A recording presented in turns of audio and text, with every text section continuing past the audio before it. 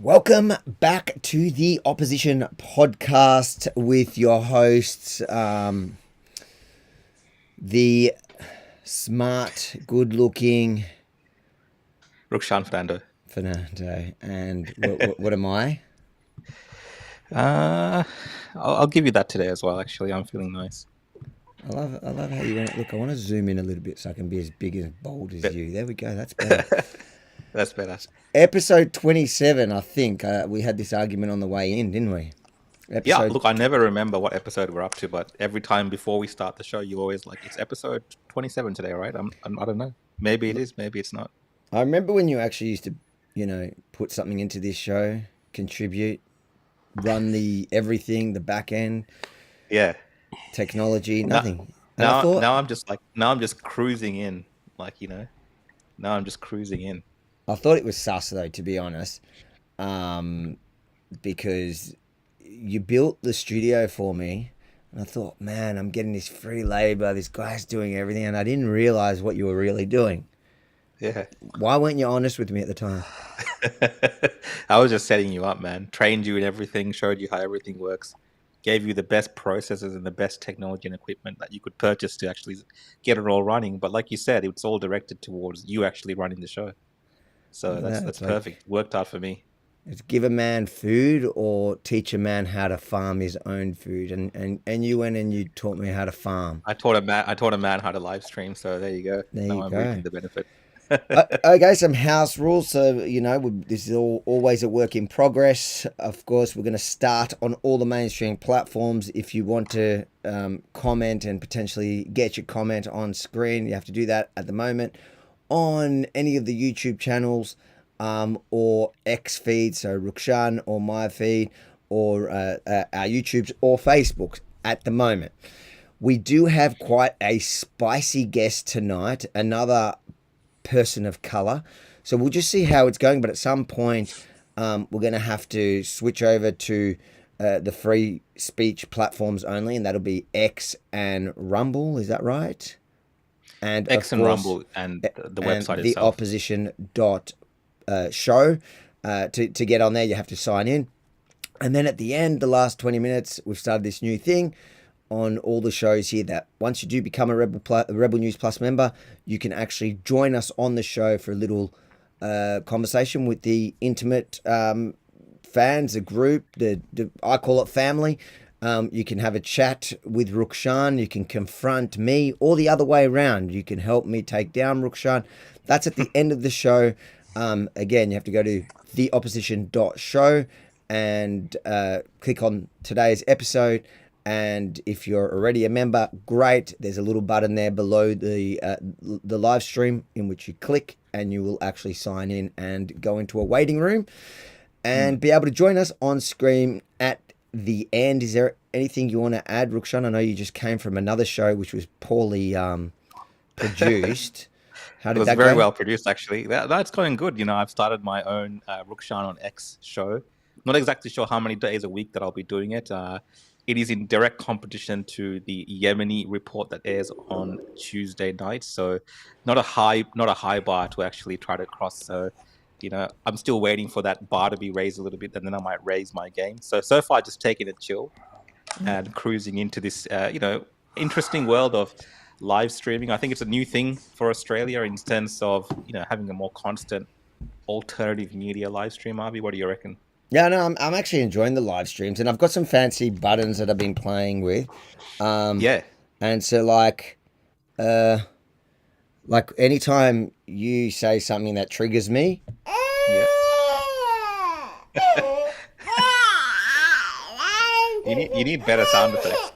you don't like that? That's I'm not. working. I've got to get some Yeah. Trump ones. We were talking about that. Anyways, we've got our guest today who's waiting in the room, patiently having to listen to you talk about your ridiculous show. We've got the wrong screen up already. Okay, I've got a few. It's like we're waiting for somebody else to join me here. I don't know which one I put here. Are we having a fourth guest as well? No, that's the Nope. screen. Not there yet, mate. This is what happens when you take. This is when you put me in charge. There we go. Yeah, there we go. Andrew, thanks for joining us. And look, I'm going to get you to introduce yourself.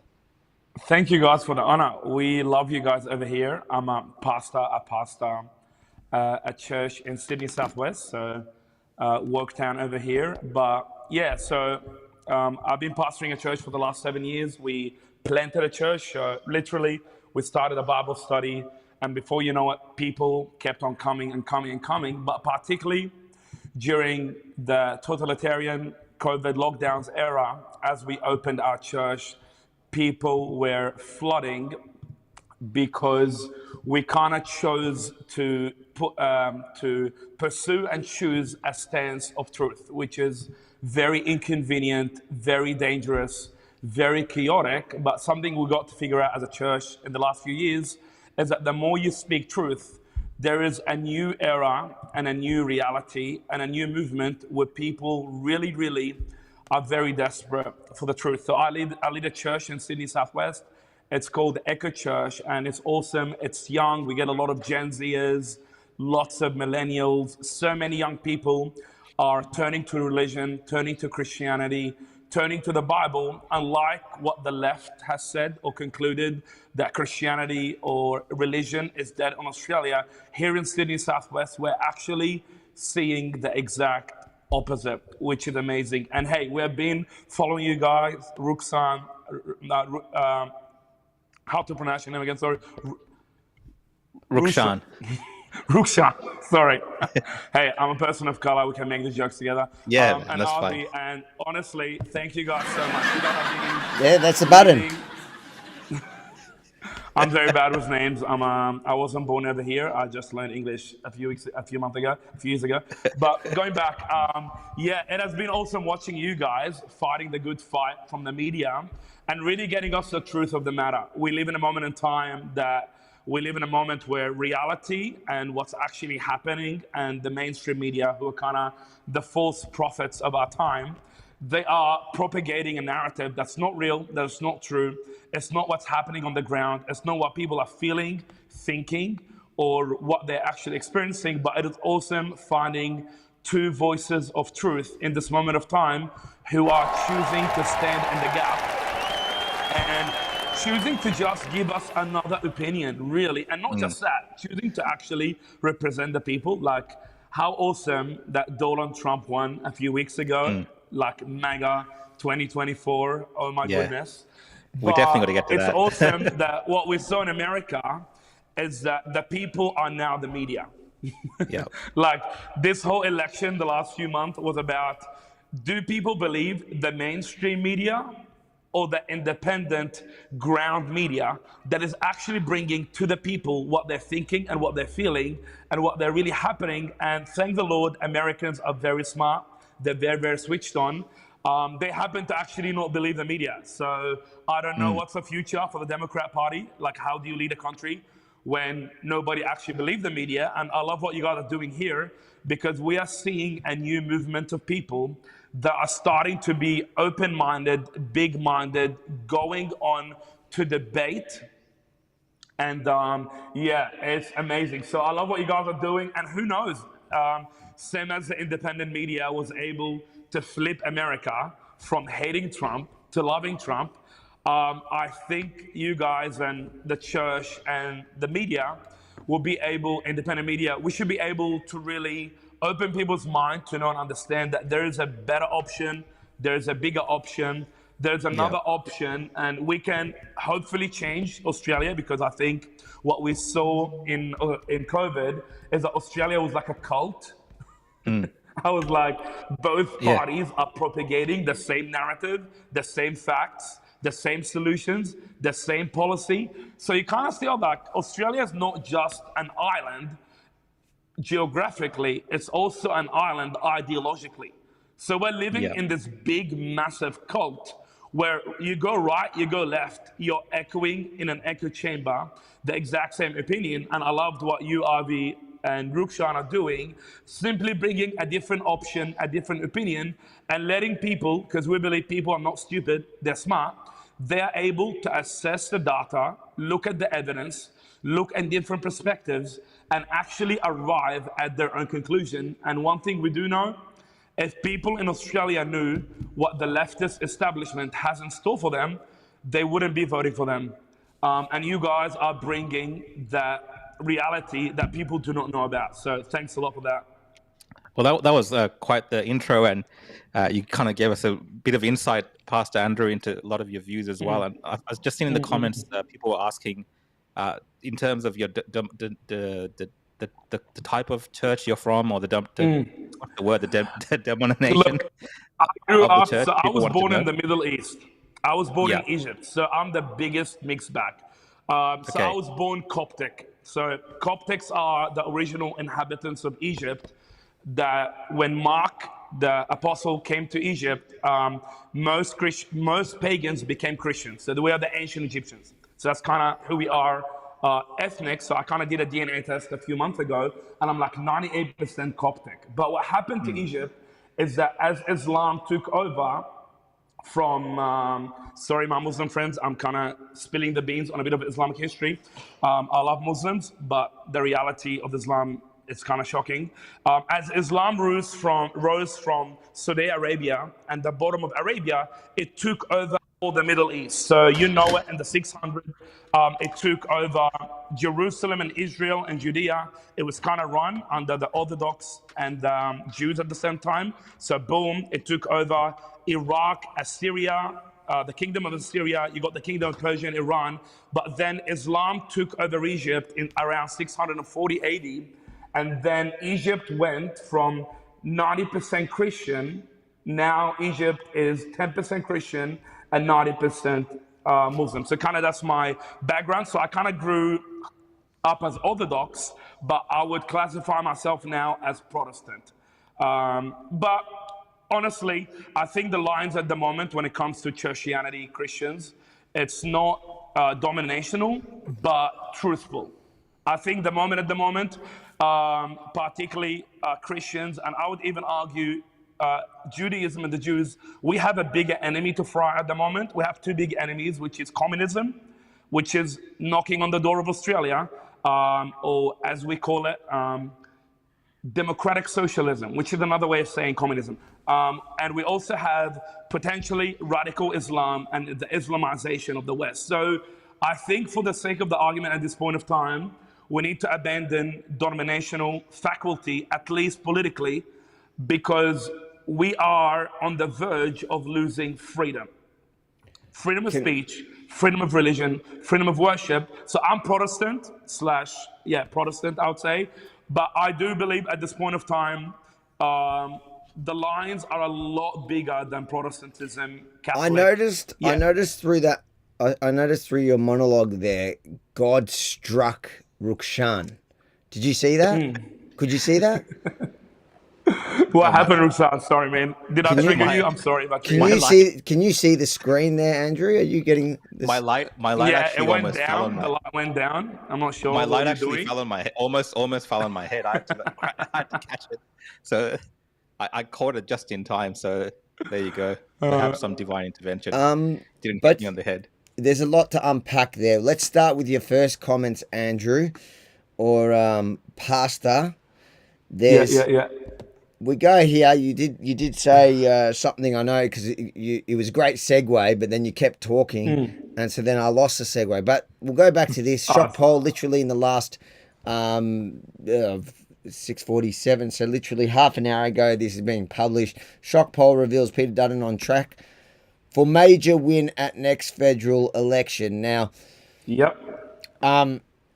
what's your take on it? Do you believe the polls? Look, yeah, I do. There is a right-wing revolution happening. There is a right-wing revolution. People are not feeling good. What happened in Australia in the last 4 years at the far left has taken us on an aggressive journey of removing Christianity, religion out of the West. People are not happy. You know, one of the biggest shocking realities of Australia is that Australia is constitutionally a Christian nation. People say it's not, but if you open the Constitution, it says humbly relying on the blessing of Almighty God. And that is the reason Australia is a very inclusive and religiously tolerant nation. We're able to have Jews, Christians, Protestant, Muslims, atheists, every single type of gender, they, them, men, frogman, frogwoman, whatever you are. you'll be able to exist. And you can do whatever the heck you want. Just don't put it on the children.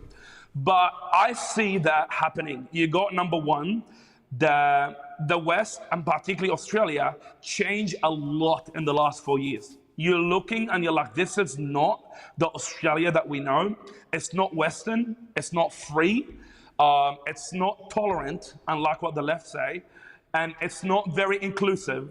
And on top of that, you got the cost of living crisis. See, because we live in a very prosperous nation, I think Australians took the wrong turn by voting Take It Easy Albanese, Comrade Albanese, and now they saw the reality that socialism doesn't actually work. It doesn't work. You can't spend your way into prosperity. You actually have to work your way in prosperity. In Proverbs they say, work hard and you become great and successful. So I think Australians are realizing now that the utopian dreams of the left, green energy, you will get everything for free, and free school and free Medicare, people have to wake the hell up. And if religion and what happened to COVID didn't wake them up, well, guess what? Reality is hitting down, man. Like the average price of a house in Australia is $1.2 million. And the average wage is like 80. So the average house is 16 times more than the average wage. Socialism sucks and socialism doesn't work. And if you don't learn by wisdom, which I think Australians do not learn by wisdom, I love Australia, but I do think Australians are very slow.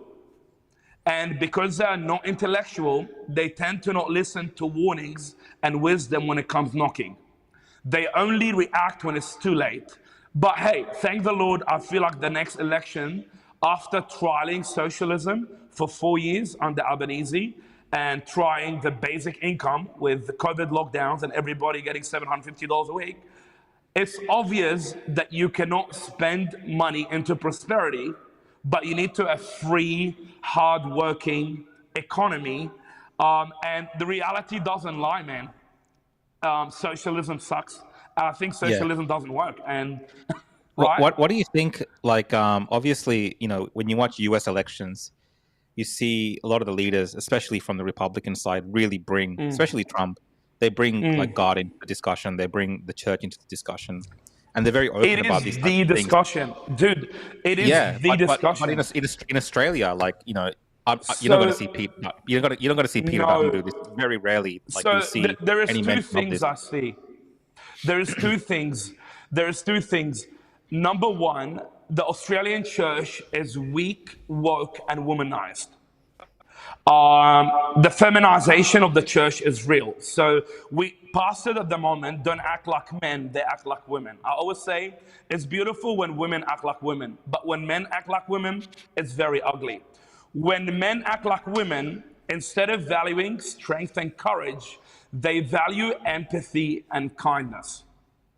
So because the church is silent, weak, womanized, and woke, and because of the feminist movement in the 1960s, we have a condition in Australia where most men, and therefore most churches, are feminist and therefore feminized, and they don't know it. And because the church is weak and silent, the political class simply is not playing the card, because there is really no card to play. Like in America, man, I was with Charlie Kirk, and they ended up from having 300 churches for Trump in 2020. Now they're up to at least 4,000 churches for Trump. Yeah. So what swinged the election was the right-wing religious wave. Conservatives have to understand the foundation of conservatism is religion. If you remove religion, there is no conservative.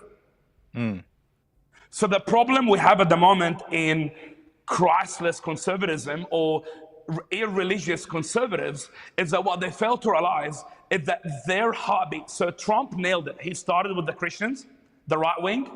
He released the Bible. And then he expanded his territory from Christians to conservatives. And then he went from conservatives to the libertarians. So he went to Elon Musk. So he went from Christianity then he went to the conservatives, the non-Christian conservatives, then he went to the libertarians with Elon Musk, then he went to the swing vote with RFK. So the conservative movement in Australia needs to go back to the religious wave, because the reality is it's religious people that are conservative. And the moment you remove religion, you have new values. So Trump led a very successful campaign. And I'm telling you, man, I was chilling in America for the last 2 years, and I watched the crowd explode bit by bit. So the Liberal Party needs to go back to the base, which is Christendom and the Jews. And guess what? Avi was saying, Abba's already turning on the Jewish vote. They already are.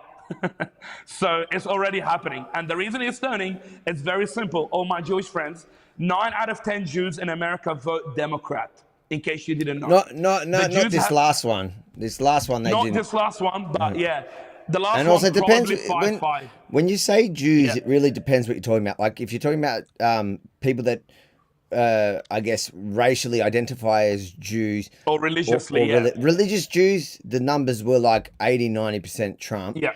The other ones, Trump was up because obviously Jews since October 7 realized that the woke left is not going to have their back in a time of need. But I think let's check out the next stories that are making. Look at me, I'm just off my head here tonight. Oh, that's a good one, man. Australia Day. Happy Australia Day, guys. Yes, happy Australia Day. So it's been a wild week. Australia. A wild week for Australia Day, and we haven't even got to Christmas or New Year's yet. Usually this Australia Day debate happens on January 1st. It starts as everyone's recovering. But yeah, we know that so obviously there's this Labor MP who today or last night on Sky News said that Australia Day, he called it controversial and that it's undergoing a transition. What do you make of that? Number one, I love Australia. How weird is that 3 brown boys love Australia? This is the funny thing. They keep on saying Australia Day is racist. Yet anybody that immigrated or had their parents come here, you're like, if Australia is racist, then why did I come here? That doesn't even make sense, man. Like, it's crazy. Like, this is why the left hates people like us. Because we simply contradict the fake narrative that Australia Day is white supremacist. I love Australia Day. I will always celebrate Australia Day. And guess what? We are proud. And what the left do, this is very, very important for all my friends, is that the leftist pathway to make something illegal, they always make it controversial. Controversial, and before you know it, what's controversial becomes illegal. This is the reason the media did an article about me a few weeks ago and said, controversial pastor. I'm like, guess what? I don't give a crap. I'm controversial. The measure for me is not am I controversial, but am I truthful? The truth is Australia has welcomed people from all religions and all races. The truth is, I don't agree with homosexuality, but you can be gay, they, them, frogman, frogwoman, and be on Australia. The truth is, Australia even welcomes people that hate Australia. So we need to stop this bullcrap. And sorry day, sorry day, sorry day, sorry day, every single year, sorry day. I'm like, what the hell is sorry day? Number one, I didn't do anything, so I'm not saying sorry for anything. And but guess what? 99% of the people here didn't do anything. You're not even alive. So sorry day is white liberal, and by liberal I mean leftist, white liberal, rich soy boy men and white liberal Karens. They're guilt tripping you, and you need to stop letting them guilt trip you. It's very simple. The sins of your fathers doesn't come to you, number one. Number two, we don't even know what your fathers did. Like, one of the weird things about Aboriginal culture is that I don't even know what happened because they don't have any mechanism of recording history. And if you are, or English colonization, I'm like, dude, have you heard about the Muslim colonization? Like, I had to escape the nation. There's a controversial pastor. They were like, controversial pastor. I'm like, whatever, mate. Like, I'm scrolling this article. I don't know if you see the screen. they've tying you to the hill So song. who's this? Which outlet So is Daily this? Telegraph, I just looked it up while he was talking. New charismatic churches filling the Hillsong void post Brian Houston. So they're calling you a new charismatic church, I imagine. Yeah, because they don't like charismatic leaders. Always remember, guys, But I know Australia you has have a a twin brother, don't you?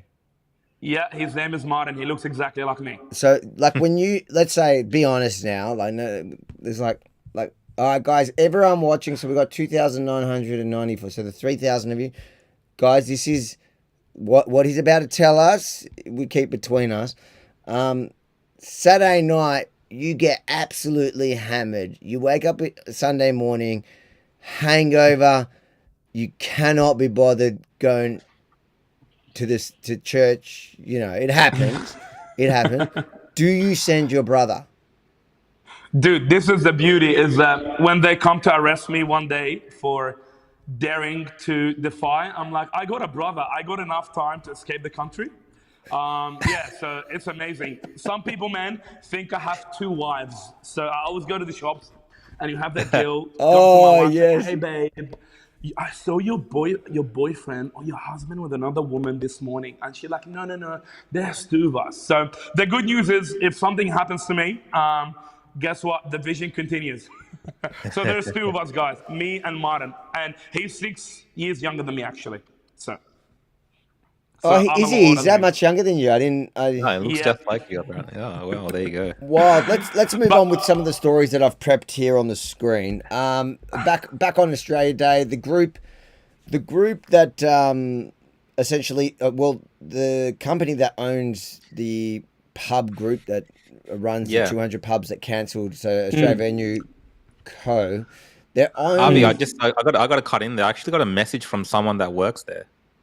What do you mean? Yeah, I got a message from someone that works at that place. So can I read the message out on here? Yeah. What place is this? They're one of the managers at Australia Venue Co. Apparently. At one of the pubs.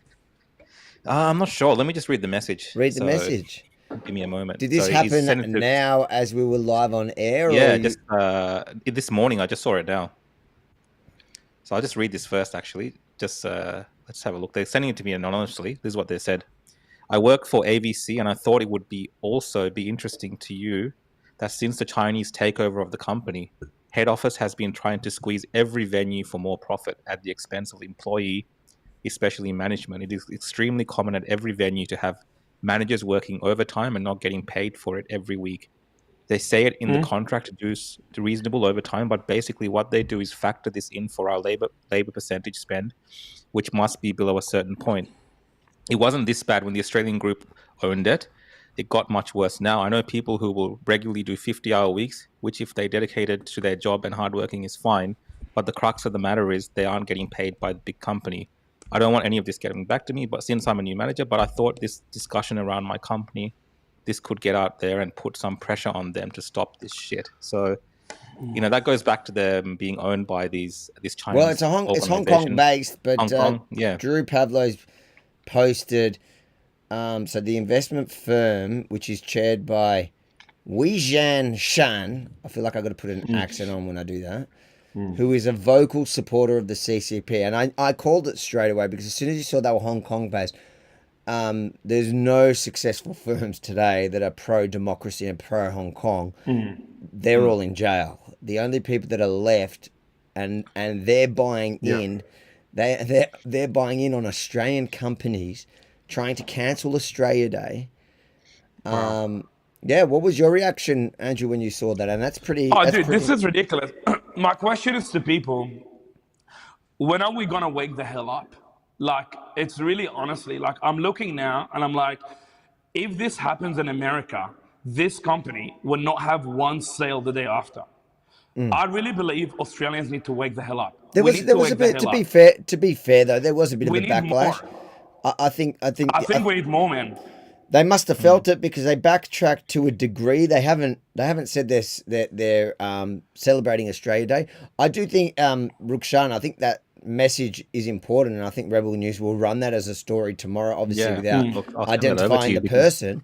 But I think it's an important fact because Yeah, We need to shine light on these international yeah, investment firms or companies that are buying us out, Yeah. and then they're essentially attacking us from within. It's insane. yeah. Well, how many people would have thought that so many of our local pubs and venues and stuff were owned by Exactly. technically the CCP, Yep. and this is kind of that we can't show evidence of them doing this, but this is kind of like their trademark in terms of destabilizing countries through this kind of subterfuge that they Yeah. do by We trying to mess with the identity of the nation. So I think there we, is we something to we this. need an Australia first policy, man. We have to stop it. Mm. We have to stop this stuff. There's something weird, like it is a very common sense reality. If any person or MP or a political party is unapologetically supporting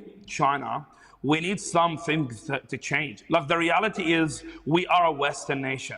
We believe in freedom. We believe in democracy. We believe in individual liberty. And the reality is, China does not believe in that.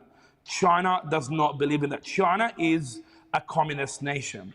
So the question now becomes, how come we keep on playing politics with a nation that the reality is it's only a matter of time before tension and war happens? And how come we're letting people that don't share the values of our nation, the Judeo-Christian values of faith, family, freedom, how come we're letting these people take over this nation? We need some strict laws that will make Australia first and Australians first, and from the government and from the people. And we need some law that will have a reality. How come people, foreigners from nations who aggressively are anti the foundational elements of our nation, how come they're able to run companies with 100% ownership? Yeah, It doesn't make sense. it's insane It to doesn't. me. And I see Daniel James is in the chat. I'll keep putting his comments on screen. Daniel, mark down for tomorrow. Rebel needs to run that story because I think it's important. Hopefully, it encourages more people that are working under that company, and hopefully more people, if they are doing the wrong thing. I think they've kind of exposed themselves, right? They've exposed their business. Yeah. There's more people looking into it, and we might see more people coming out against this company. And Yeah. in terms The of just enemy like the is conditions within. there, The right? enemy Yeah. is within at the moment. And my encouragement to Labour voters is for them to wake up, man. The left-wing voters. Socialism is one step closer to communism. Do not be surprised when this is happening when the Labour is in charge. It's not surprising. It's not weak.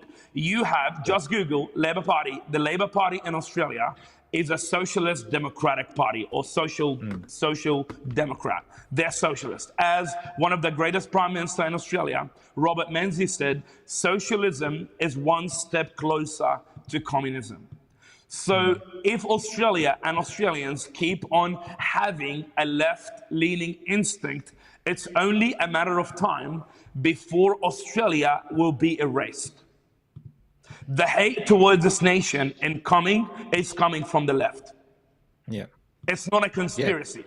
And you should not be voting for people that hate your country. And guess what? I wasn't even born here, and I love this country. I was going to ask you, when did you come here? So I came here in 2007. I was 16. So came here You're as a refugee. Wow. Yeah, Egyptian. So, and that's the reason I am surprised when I see people who are born here hate this country. They have freedom. Till this moment of time, you are still not jailed for speaking. You had, until the last 3 years, a reasonable economy. You can start a church, you can start a mosque, you can start a temple, you can start a religion, you can start a business, you can do whatever the heck that you want. You can vote. You are living in a very, very awesome free nation. And by the way, like this is, Avi, this is the funny thing. People don't know, Hitler was a nationalist socialist. One of the funny things I get from the left, they always say right-wing neo-Nazi. I'm like, Hitler was technically a leftist. He was a socialist. What I get surprised about people in Australia, they think we can have a socialist country. I'm like, socialism has been tried everywhere. China went from socialist to communist. Cuba, Venezuela became socialist. To be fair, like I've heard that argument before. I think it's like he was also a nationalist, which that would be considered the right. Like, yeah. No, but this is very technical though, Avi, because nationalism is not expensive. The left, by the way, they always go to history and they change terms. So Hitler was actually not a nationalist. He was an empirical nationalist, meaning he believed every single nation should become Germany. So that is nationalism mixed with imperial cult. So he was really Alexander the Great. In fact, he was inspired by the Third Reich. So nationalism is the belief that we need to make Australia Australian, we need to make Israel Jewish, and we need to make the Arab world Arab, which is the opposite of multiculturalism. But you know the left, they always go to history and they change it. So they literally changed the definition of nationalism. So when Trump says, make America great again, nationalism, he's not saying we need to make the whole world America. He's just saying America is not China and China is not America. So I really, that's why I think you wrote on the thingy, Andrew is a Christian nationalist. Well, there's only two options of political leadership, nationalism or globalism. There is no third option. Yeah, fair and point. if you're not a nationalist, and I challenge people, then what are you? A globalist or anarchist? There's three options of leadership in politics. Nationalism, which is we are Australian, that's why we celebrate Australia Day. Or globalism, which is at the moment Australia under the left and even most of the right-wing, left-leaning guard, we're not a nation, we're globalists. What does that mean? We don't do what's best for our nation. We never do. Or thirdly, you have the good old anarchy, which is tribalism. But if you're not a nationalist, I'm challenging anybody from the audience, then my question is to you, what political system would you pick? But do we even need a political system to celebrate something like Australia? That's the thing, right? That's where I get confused. It's become so politicized. The hatred of Australia is so politicized. Like, it's like, why? What for? What purpose does it serve? I know the purpose, but I'm probably going to explain it. But that's what confuses me the most. So, according to my study, the first thing communists always do is reject nationalism and make people hate their country. This is a very old trick. In order for you to establish communism... Did the Chinese not love China? No. They resetted China. So in 1949, they had to hate the old China. Okay, yeah. And after they established a new China, so guess what? When they change a flag, when they get the voice, when they get all their utopian dreams, the game is going to change straight away. So in 1949, Mao Zedong led the youth to hate China. That's why China at the moment is not the China of 1949. No, they were forced to retreat to Taiwan, I think. Sorry? I think they were forced to retreat to Taiwan. Obviously, but you will obviously, for geopolitical purposes, you will act like you love your country. Like it's a classic, like that's a job of a dictator, is to pick the point of history that fits the narrative. And then, like, for example, if you look at, if the English didn't come here, my family escaped the Muslim Middle East because they wanted to kill my parents. If the English didn't come here, I would be dead. So there is a lot of positive things to the English colonization, and people don't say that. Like how awesome is that we live in a nation that's free, that's democratic. We have people from all races, cultures coming here, life, liberty, and the pursuit of happiness. Even Rukshan, man. So my question is to people. I think that's where we should draw the line, though. I would put it like this. So even colonization obviously has impacts all around the world, right? The British especially colonized many parts of the world. So even the negative impacts of that people from those parts of the world perhaps historically may have been impacted by this, but now they're making a future for themselves in the West, in countries like the UK, in Australia, and so on, Canada. So it all comes around, and I think the price that people want the British and the white man to pay for the sins of the past and their ancestors, I think in many ways it has been repaid by the way that a lot of people have gotten out of poverty. Rukshan, stop. We need our reparations. The way that a lot but of guys, this is very. I'm being very honest. Like I don't hate the West for the history of what they did in the Southeast Asia. I don't hate them for that, and I understand the past. But today, when I'm living in Australia, I understand that I'm linked to that in some manner as well. But even then, I don't hate the West. I'm like, I got to make use of this opportunity. And I think a lot of immigrants perhaps look at the West like this, whereas you have these, white liberals. I hate using that term, like in terms of identifying people like this, but they're mostly white. You have the class of people who really probably they are privileged in the sense that they don't understand what they have. They don't understand how wonderful Australia is for everyone. They don't understand what their ancestors and the history of the West, with good and the bad, has created this kind of safe haven for people from all parts of the world that can coexist and live together and actually, pursue happiness and have all these things that we've always talked about, right? And they don't understand what that means because I don't get it. Like, how can we see it, like you said, as three colored individuals from different countries? Because our family didn't have freedom. Our family didn't have freedom. Like, Avi, you would know in Israel, it's a hot mess. They are surviving day by day against Muslim terrorist attacks in any second. This is the perfect segue into the next. I was going to do COVID. I reckon, Rukshan, we'll leave COVID for when we move over because I just suspect that we're going to cross too many lines. So I reckon we go into the Middle East first and maybe get Andrew's perspective, and he, may know even have more than me on this issue. Do you know what's going on? Let's look at Syria first. What's your perspective on what's happening in Syria? Well, again, everything goes back to history. Syria, which was a Christian nation that was colonized by the Muslims somewhere between the 600 and the 800. Before you know it, Syria or Assyria went from 90% Christian. Now it's less than 1% Christian. That's Christians the story of the entire Middle East almost. Exactly. And then they come and scream, genocide, genocide, Israel's committing genocide. I'm like, buddy, you need to start your history. If Israel's committing genocide, there will be no Muslims or Arabs in Israel. So that's ridiculous. The actual people that committed genocide is the Islamic colonization. Egypt used to be 90% Christian. Now Egypt is 10% Christian. Algeria used to be 90% Christian. Now Algeria is less than 1% Christian. Libya used to be 90% Christian. Now Libya is less than 1% Christian. Andrew, Turkey used to be. What's the genocide?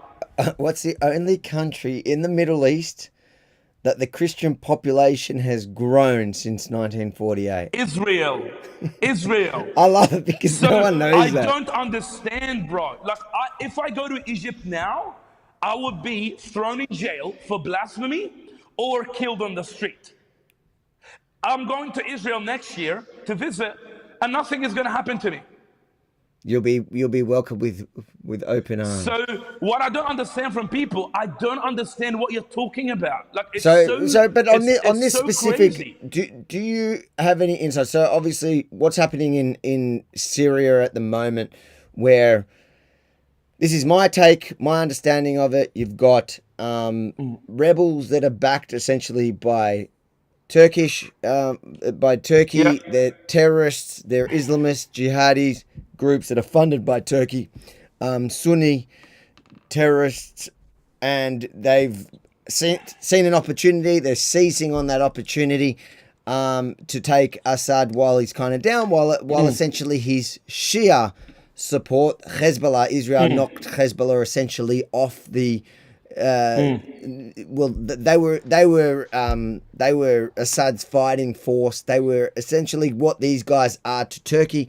They did a lot of Assad's dirty work through the years of the Syrian civil war, and now that Israel's knocked them out of the way, and that they're trying to regroup in Lebanon. They certainly don't have the manpower or the capabilities to get back into Syria and fight for Assad properly. These Syrian rebels literally walked into Aleppo. No, there was no real pushback. They say in Hama, the Syrian forces, and when they say Syrian forces nowadays, it's backed by Russian bombers and Iranian. It's Russian and Iranian. Hezbollah was the main foot soldiers on the ground, but it seems like they're getting a lot of Yeah, the Middle East is a very complicated game, and one of the biggest issues is that the West, the left and the West, do not understand the mechanics of the Middle East. So, in this fight, personally, I would hope that Bashar al-Assad, is that his name, would win. Simply because, and I'm not saying he's a good man, and I'm not saying he's a... I'm actually listening to you, and I think I agree with you. There's only a third party. The two groups are bad. Yeah. I think the jihadis are probably worse. Bashar al-Assad's not a good look man. at Iraq. Look at Iraq. Saddam Hussein. So the problem you guys have in the Middle East, and this is why people understand, number one, you can never have democracy in the Middle East. You can't. If you have democracy in the Middle East, people will vote for radical Islamist jihadist party. So Egypt had an election in 2011. They voted for Muslim Brotherhood. Gaza had an election in 2006, and guess who they voted for? Yeah. For Hamas. So the problem is you are pushing your Western values on a nation that is so religious to the core. For the sake of my Christian brothers and sisters and for the Jews, I want a moderate Muslim like Bashar Assad to be in charge. Exactly. Having and said that, though, by the way, Saddam Hussein. Sorry? We have a case study everywhere in the Middle East. Yeah. But although there is a third group that I would, they would be.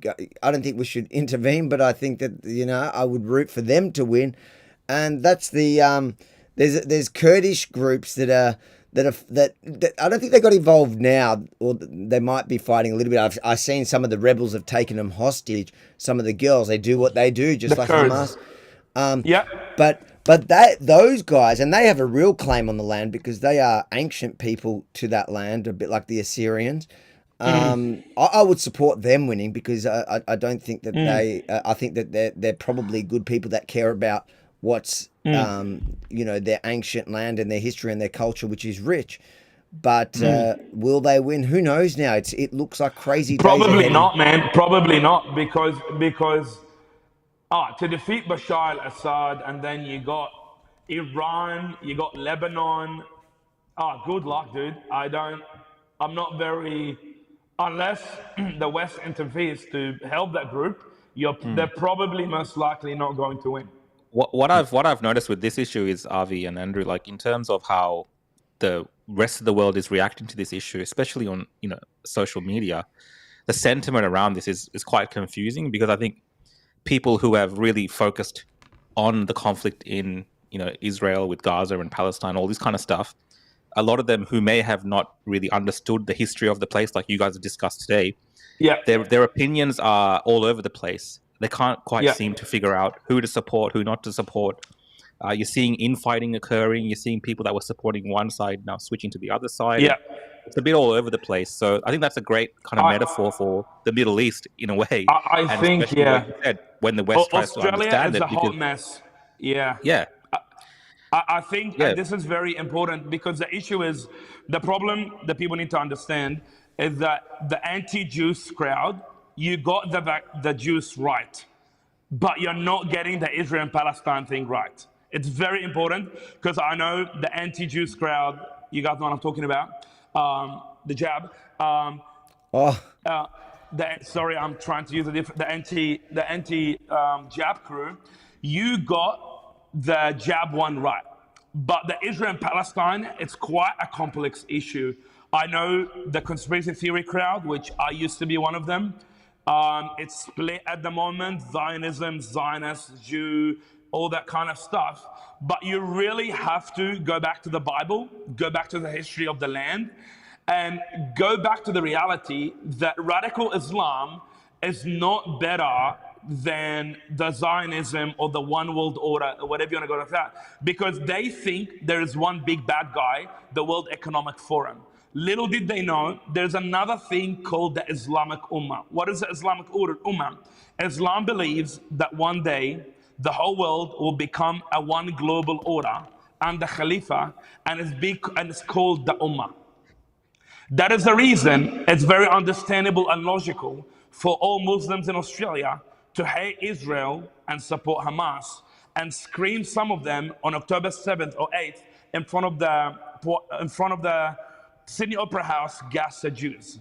This is a religious war, Jews? Whether you like it or... We're not sure what they said. They may have said Gaza Jews or where's the Jews, because they wanted to give them hugs. Actually, why would a few hundred radical Muslims want to look for Jews? To hug them or to kiss them, or to like give them a... But do you remember how that was the controversy? That's what was her name? The one that used to work for ABC and during that period, Latif.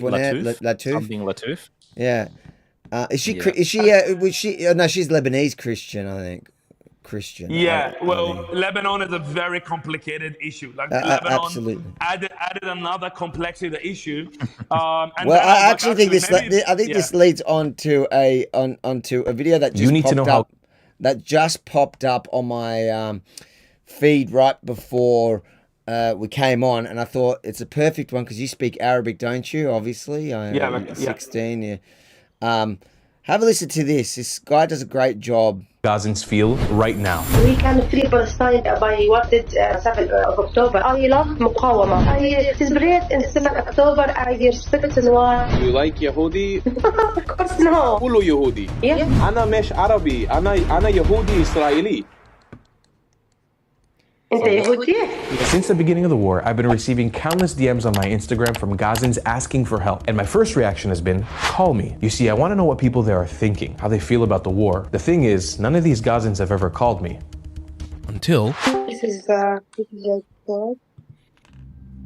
Can we talk about your situation? What is your situation? And in April, I decided to go to Egypt with my family. In the crusade, they not allowed to take my family and husband with me. Where did you learn to speak such good English? Yeah, I studied from Quds Open University. What was the life in Gaza before the war? All people in Gaza are happy, and we live in beautiful home. We wear beautiful clothes. We eat beautiful foods. Everything was amazing. We want to recover our previous life. October 7 is good or bad? Sabba October. For me, I said it's good, and they are very courage. Give their life for Gaza and for us and for Jerusalem. How can we free Palestine? We can free Palestine by what did on 7th of October. Are you happy with October 7? It's good for you? Yes, I become proud of 7th October. I celebrate in 7th October, and we are proud of them. Yes, this is the truth. يعني إن شاء الله كله رزة شهيد. إن شاء الله. Wow. Hamas, for me, I love مقاومة. I respect النوار. He fought in the last breath to kill Israel and occupation. Give Gaza a lot. Of course. And Hania also. And Hania very good. Ismail Hania, I'm very sad when they killed them. Haram that they... Haram. How do you feel about Yehudi? Do you like Yehudi or? Of course no. Why? They killed our children. They stole our dreams. They demolished all our dreams and our house. Kulu Yehudi, even Iraqi Yehudi, European Yehudi, Kulu Yehudi. Yeah, and in our Quran, Allah told us don't respect the contact between Yehudi. Yehudi is bad. What? Not good. Yeah. You love Hamas. Like Hamas is good. Yeah. I love all Palestinian people. Hamas, Fatah, Hukam. I love them all. In the back of my head, I'm thinking, how does she not know I'm Israeli? These questions were so on the nose. I honestly didn't think this was going to go on for so long. So I made a choice to tell her who I was. أنا مش عربي. أنا يهودي إسرائيلي. أنت يهودي؟ جد؟ إسرائيلي. I am shocked. I am shocked. Yeah, I know you're shocked. You want to have peace with me or you want to kill me? No, you. But you say you love Hamas. No, I love all people in Gaza, I said. You love Hamas. Hamas is good. Yeah. I'm sorry. How can you be okay with Hamas? Really, I said that because I think you love Hamas. I don't believe you. Look. You kill our children. You also kill our children. But when 7th October happened, I didn't like it. I really, honestly, I become proud of 7th October. I celebrate in 7th October. Look, I am a woman. I love peace. I love all people. I respect all religion. Yehudi is bad, not good. Yeah, all the people Gaza now don't want Hamas control Gaza. We proud of them as Muqawama, as they make sometime. You're proud of Sinwar. You're proud of Ismail Haniya. Ismail Haniya is good. They destroy your country. They destroy your people. They destroy your life. Sinwar is good. Sinwar destroy your life. Sinwar is bad. But we cannot have salam if you like Sinwar. Sinwar want to kill me, want to kill my grandma, want to kill my Israel is not going anywhere. Israel will stay here, inshallah, forever. Wait. The issue that I'm pointing to in this video is bigger than me and this lady from Gaza. It's a failure at the hands of the UN and Palestinian leadership to push their people away from radical Islamic terrorism. Arab supremacy is a real issue in the Middle East. We see it everywhere we go, from Syrian Arabs Kurds, to Iraqi Arab Muslims massacring Mandeans, to Egyptian Arab Muslims massacring Copts, to Palestinians massacring Jews. I want to clarify, even though this lady wants to see me dead, I don't hate her. I just think she's a idiot. She grew up with a cancerous ideology, and we Jews have good reason to believe that most Palestinians hold these exact same viewpoints. That needs to change. Longer version of this conversation on my Patreon. You need to know how Gazans feel. What's your reaction to that, mate? I had to watch it all just because I think it's so There is powerful. two things. This is the reality I grew up on. And I grew up in Egypt, which is a moderate Muslim country. We grew up being taught that hating Israel and hating Jews is a service to Allah. And one day, the whole Muslim world will unite to eliminate and kill every single Jew.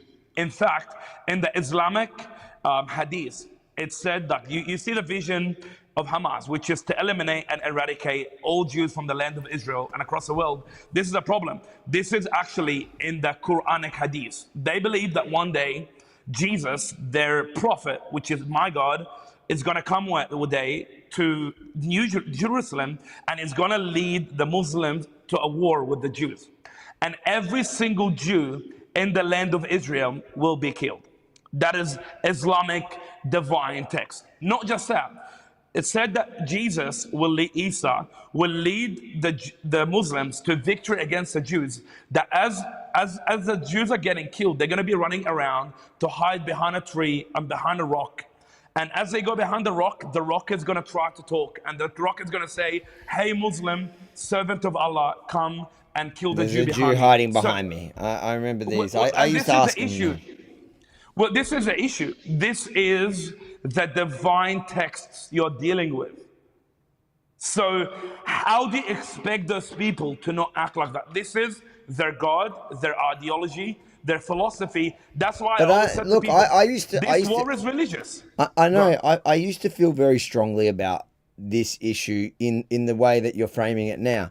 But then Trump brought us the Abraham Accords. And after the Abraham Accords, before the Abraham Accords, as a Jew, as a proud Jew, I couldn't go to many places. And even when I did, if I was found out, even in certain neighborhoods and places, even in the West, found out, then you're actually at risk. And you would know that.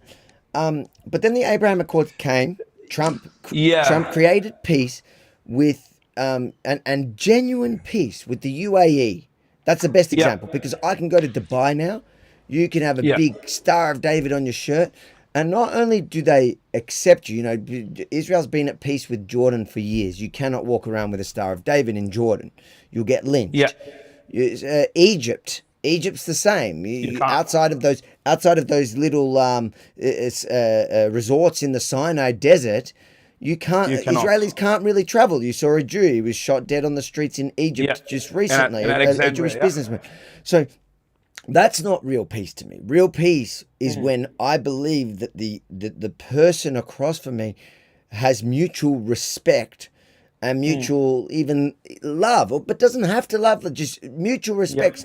Like I meet somebody in Australia, you don't judge them until you judge them on their character, not and what they do rather. My question to you. It's a very complicated issue though, because it depends who's in charge. So Saudi Arabia and UAE are taking at the moment a progressive Islam approach. The people are not happy with it. And when you say the people are not, the people at the bottom are not happy with it. The people in the the UAE, you're saying to me the people in the, because even in the UAE, and this is UAE is a very unique example. It's not. It's because UAE they have taken a Western approach, but two things you have to realize: it's not going to be like that forever. It goes back to who is the king. So you will sometimes. So in Saudi Arabia, the last king was very Islamist. The current king is very progressive. So you have to understand, United Arab Emirates and Saudi Arabia, it goes back to the king and his political purposes. And that's the danger of it. And it's always going to be swinging, man. You're going to get according to a Muslim, a godless king. So for example, if you watch the Muslims in UK, they hate the king of Saudi Arabia. Like, you know, Muhammad Hijab, have you came across that guy? Yeah. Of course. The biggest Islamic in UK. The irony about Muhammad Hijab is he back in 2017, he had so many people, he was part of the campaign that had so many people thrown off the internet for so-called Islamophobia.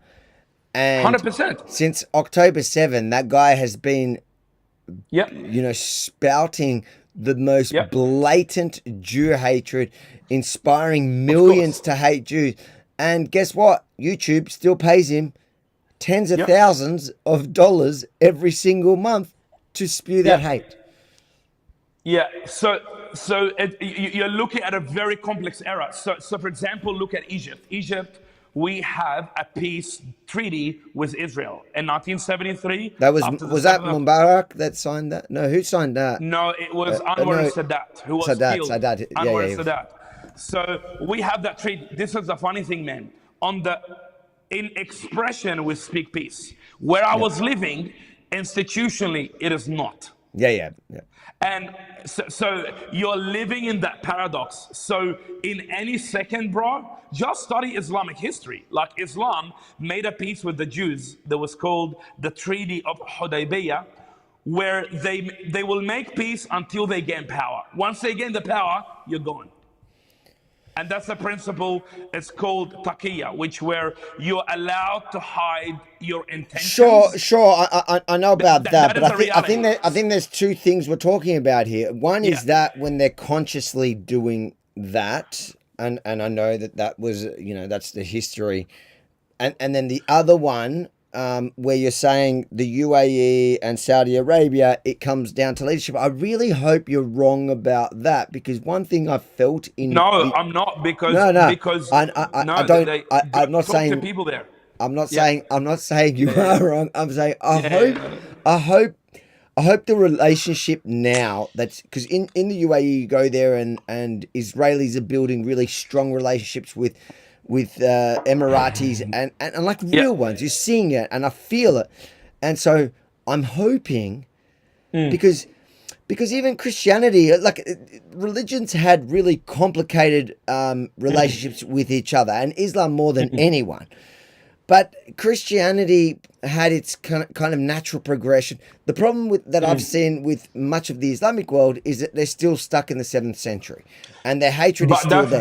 But can it progress? Can it progress? Honestly, I hope so. I don't think, like, dude, I was talking to my friends, and they, like, if I go to Egypt, they would arrest me. My best friend. Sure, yeah. And we were very close. But that's the thing. It's their religion, man. Good luck. Sure, but they're nice people. They're loving people. Like, I thought I met with my mate in New York, because if I met him in Egypt, he would arrest me. So I thought in the last 17 years since I've been away from Egypt, that it became more secular. It hasn't. It actually became more Muslim. So, like, for example, a few days up, and that's, by the way, I'm telling you what's happening on the ground. So I'm telling you, the issue you're facing is that the progressive leaders at the top want peace. But the political, not the political, the people at the bottom don't want the peace. So, like, for example, I was watching my friends. They had a game after October 7th, and there was like 30,000 Egyptians screaming, with our blood, we will die for Palestine. And they're Egyptians. I was like, why would Egyptians die for Palestine? Like, that's kind of weird. And then I figured out in the moment that Islam, once it takes over a nation, it becomes, the problem is, unlike the global liberal order, it's top down. Islam is top down and bottom up. So you are dealing with people at the top who are pro it, but at the same time, the problem you have is once people believe in it, it's very hard to unbelieve it. So, for example, you get communism in Russia. Once the communist USSR dissolved in 1991, everybody's like, I'm out of here, I'm not a communist. Do that though in a Muslim nation, Egypt, Libya, Algeria, Assyria. That's why I said to you before, give these people a vote, they're gonna vote a more radical Muslim. Just look, man. So Hamas, West Bank, they voted Fatah. Egypt, when they had one election that wasn't stolen, they voted for Muslim Brotherhood. Yeah. So you're dealing, the problem there is in the soul. It's not political. So the politicians are playing a double game. At the top, they're making peace. They don't have the weapons. They have a weak currency. And United Arab Emirates, they have taken a very smart approach. Let's make cash and stop religious war. Very smart. Very smart. But the problem is, if you go to the depth of the country, that is not what the people want. Saudi Arabia is way more complicated. Like the actual king at the moment, he put his brothers on house arrest. You know that, right? No. So the problem is having there, you got some of the kings and the princes who are pro-Islamic kingdom, and the others who want to progress with the West. So there is political tension. So in Saudi Arabia, all mosques are funded by the government. So that they can control it. Exactly. So same as Saudi Arabia, actually. Same as UAE. So if you have a progressive king, it's like back in the day. Look at United Kingdom. If you had a Christian king, the church is strong. If you had a whatever king, he will get rid of the Pope. Yeah. So this is what's happening in the Middle East. Egypt doesn't have weapons at this point of time to take over Israel. They don't. But institutionally, I'm talking to my friends, they want to destroy Israel. Institutionally. Now, it's like when you see it, Scott Morrison will go to America and he will say, we are pro-freedom. Do you guys remember during the Jews stuff, during the jab stuff? Oh, Australia's a free nation. But when you look at the States, they're doing the opposite. So they do this double communication thing where politically outward, you will see the United Arab Emirates and the World Economic Forum. But when it comes down to it, man, if you eat during Ramadan, you'll go to jail. In UAE? Yeah. Oh, really? Just Google. Google. I've been there. I've been there a couple of times. I'm telling you, there's nowhere in the Arab world I felt more comfortable than the UAE. Yeah, but you were in the tourist area. Yeah. So, bro, I thought in the last 20 years, my friends got liberalized, and dude, they became more Muslim. Wow. So it's interesting, definitely interesting perspective. Look at Australia, Avi. The Labour and the left thought when we welcome Islamic refugees, they're gonna come here and become tolerant, inclusive, and diverse. What happened after October 7th? Yeah, sure. We've seen an uptick in radicalism. we've also seen, even funnier though, Labor brought a lot of these Islamic refugees in, and now, because the Muslim community is very is very conservative on most issues. Outside of immigration and Israel, everything else is super conservative, and they're really anti the woke Yes and plan. no. Yes and no. That's not 100% true. Most Muslims in Australia vote Labor. That is not true. No. They traditionally have, but there has been on a number of issues this swing away from Labor, and I think the way we're going to see it playing out over the next few years is actually these new Muslim parties, which are gonna capture all the votes, and you're going to see them starting to be represented in Parliament, or at least they're going to have. And the Labor is going to become more Sharia law. That's what's going to happen. Look, I think Labor's going to have I think Labor's going to have a problem because they're going to end up being pooled between the green agenda and the Islamist agenda, and it's gonna be a struggle. They're gonna do their numbers, and they're gonna land wherever they think the votes are gonna take them, which is exactly what this is. The Greens are they, them, she, them, frogman, frogwoman. They can't have babies. The Islamic average is like 3.6 baby per family. So the future for the Labour is Islam. Just look at UK. Keir Starmer, he ran on Sharia law, dude. Like, he's trying at the moment to pass a law that will potentially make it illegal to criticize or talk about Muhammad. That is a blasphemy law. Yeah. If you look at France I reckon. UK, yeah. Yeah, sorry. Yeah, I reckon. I think the future is going to be Islam, not Greens, because they simply don't have the babies. I want to jump in, Avi. I've seen a few comments, people saying that Rukshan's looking a bit sleepy. And it looks like he's sleeping. He must be. I know well enough when you have two Middle Easterners talking about some issue, not to get in the middle of it, and stay well away from it. So I'm doing my part, listening, just listening, because I know this how to deal with this issue.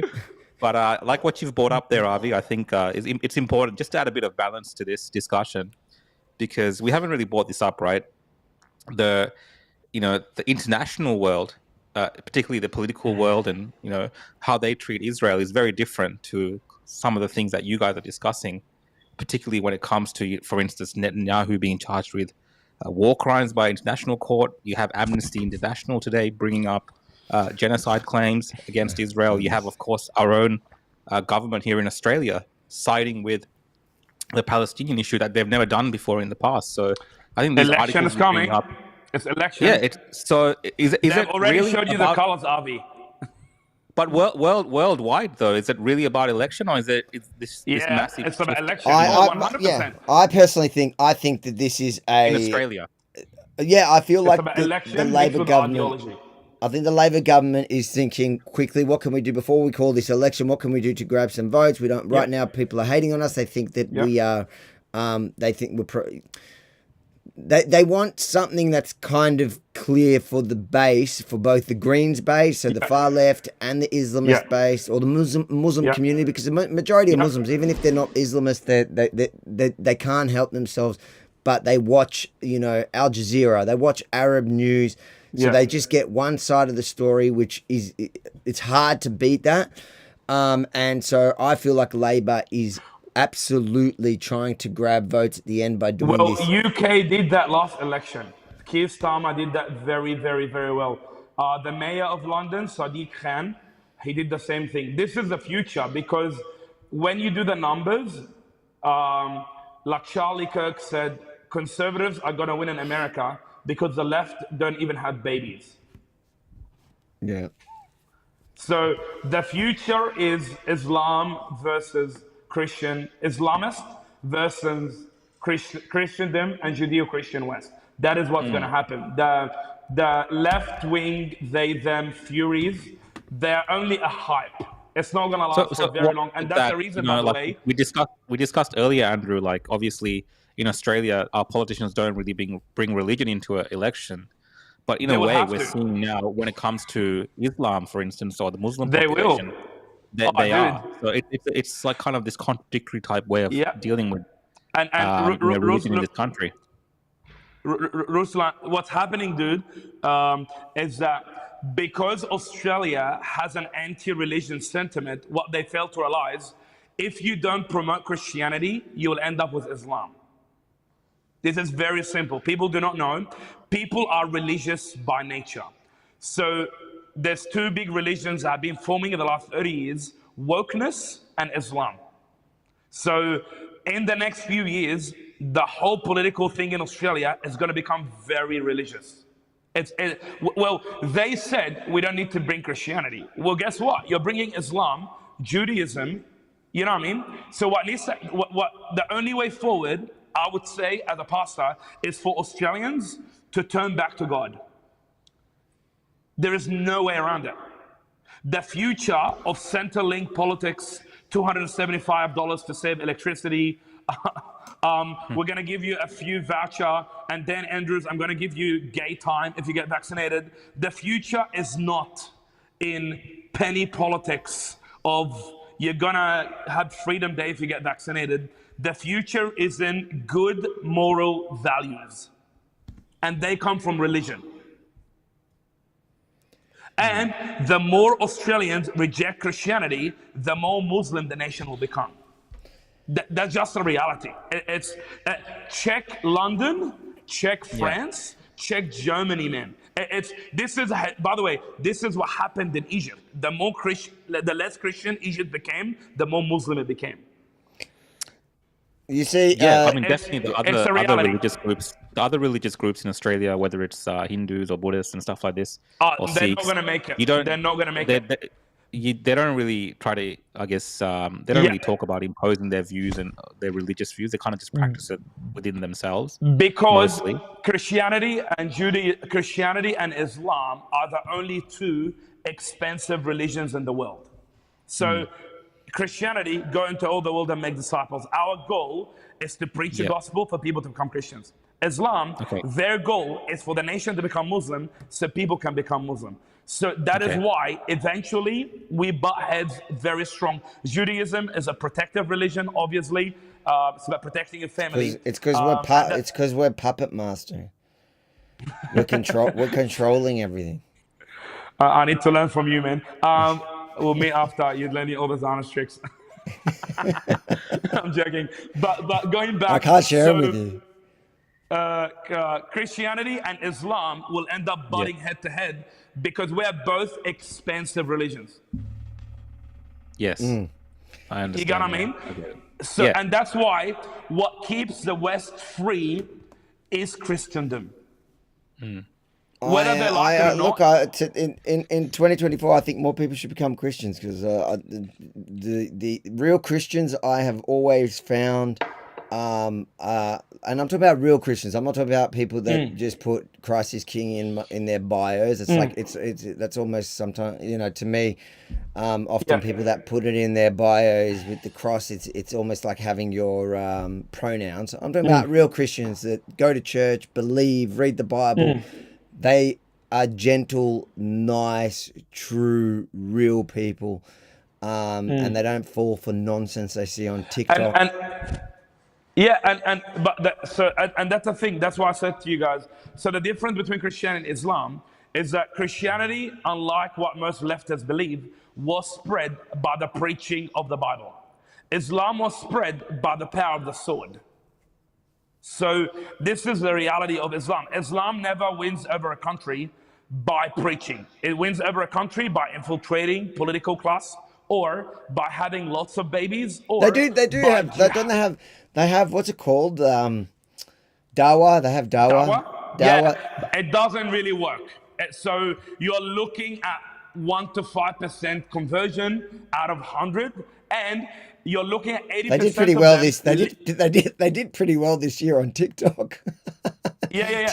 But then you'll find all the dumb liberal white girls. Did you see that? There was like this trend where you're a feminist, and how can you be a feminist and a Muslim? It doesn't make sense. But then you have that. Yeah, you have the dumb but you also have like the Andrew Tate cult kind of people that they join.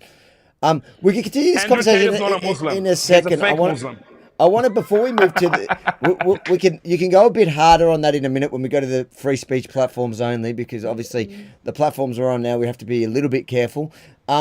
Just your reaction to this. So this is in your city, obviously.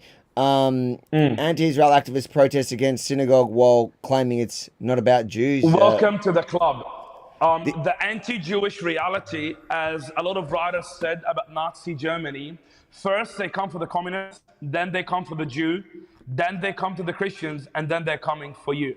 The reason I'm a big supporter of Israel politically, and I speak about the anti-Jewish hate, because I know after they come, Islam, after they go for the Jews, we are next, the Christians. Firstly, they go after the Saturday, then they're going after the Sunday. And what a weird coincidence that our very leftist, immature, non-discerning prime minister didn't know that a church down the road was going to be attacked by a little Islamist boy, Bishop Mari. Yeah. Did he really think you can let Islamists chant gas the Jews and eventually terrorism is not going to happen?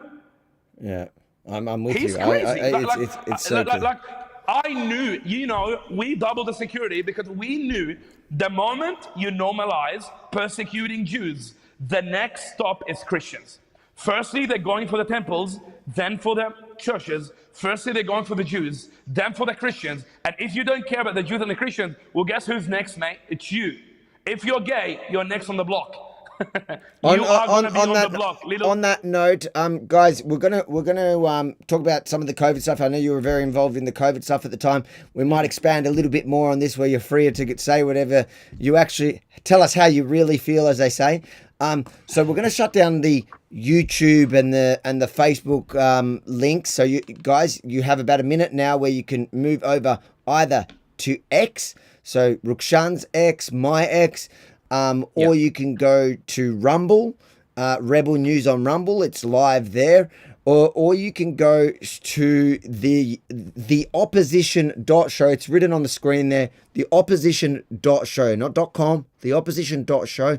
You can click on the current episode, and it's live there. And in fact, there it's going to be live all the way through, where you're also going to be welcome to join us live on screen if you want to get involved in the conversation.